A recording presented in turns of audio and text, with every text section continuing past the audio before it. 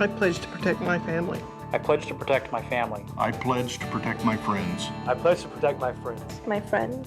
I pledge to protect my community. My community. My community. I pledge to protect my family and friends.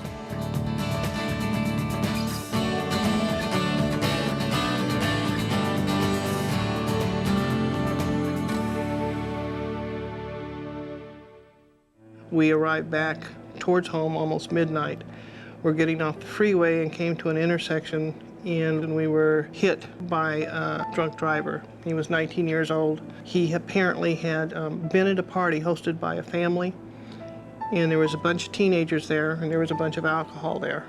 And apparently there was a large number of people who were inebriated.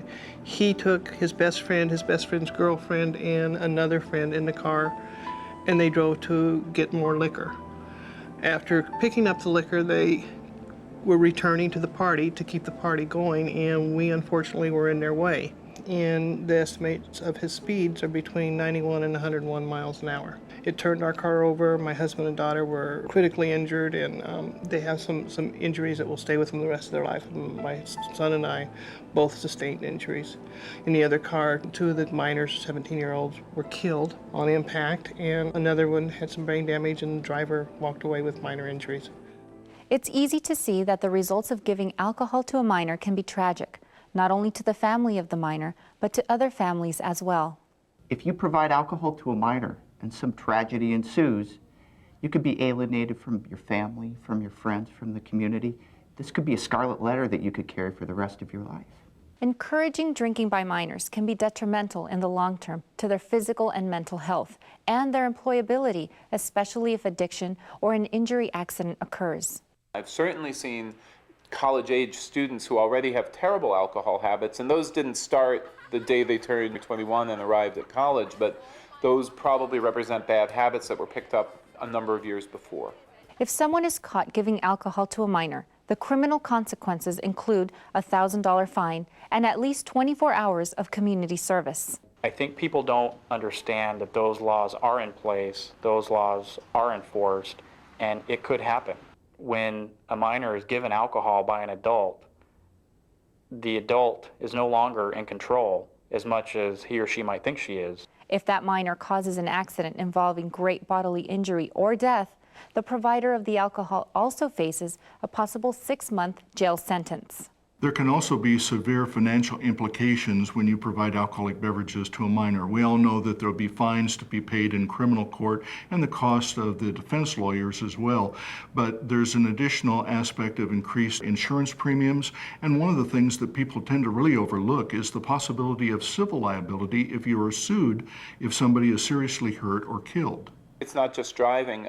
Teenagers who are drunk will engage in all sorts of high-risk behavior, and they'll get into fights with each other and get beaten bloody. They'll do risky things. They'll climb on top of bridges. They'll dare each other to do things that end up injuring them. And certainly in a date situation, if the couple have both been drinking, then the chances of a sexual assault or a dangerous situation certainly greatly increase in a situation like that. Hi, Dad. Hey, Maddie. How's work? Fine. How are you? Good. I have a question. Yes. You know that party we're having next week? Party? Yeah, the party. Yes. Okay. Well, I was wondering if we could have some beer and wine. Beer and wine? Or just beer.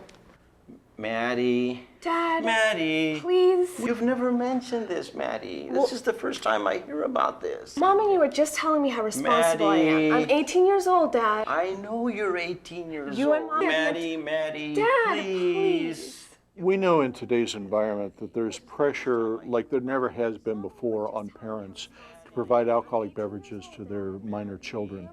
This is really dangerous because the state law sets forth the minimum age of 21, because at the age of 21 they've reached a certain maturity level where they can more successfully handle the use of alcoholic beverages. So you are setting up an environment where there is a disrespect for the law, for the social norm, and something that is inherently dangerous and ultimately uncontrollable by the parent.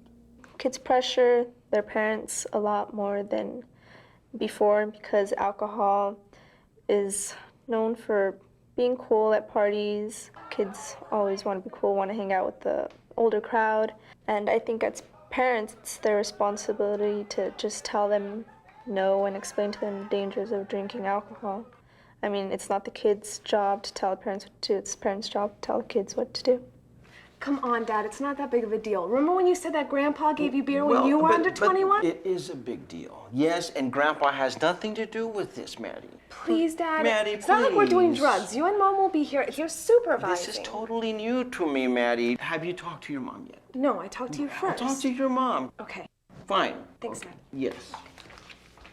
I think today's parents sometimes believe that, well, when I was a kid, my parents gave me alcohol and there was no disaster and everything was fine.